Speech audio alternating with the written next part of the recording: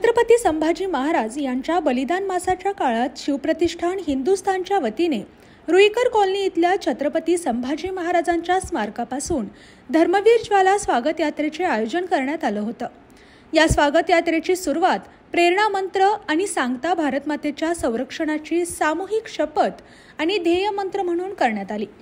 फाल्गुन शुद्ध प्रतिपदा ते फाल्गुन वैद्य अमावस्या या काळात 30 दिवस धर्मवीर छत्रपती संभाजी महाराज यांचे हिंदू धर्मासाठी बलिदान झाले, म्हणून दरवर्षी त्यांना या काळात श्रद्धांजली वाहण्यासाठी शिवप्रतिष्ठान हिंदुस्थानच्या वतीने धर्मवीर बलिदान मास पाळला जातो।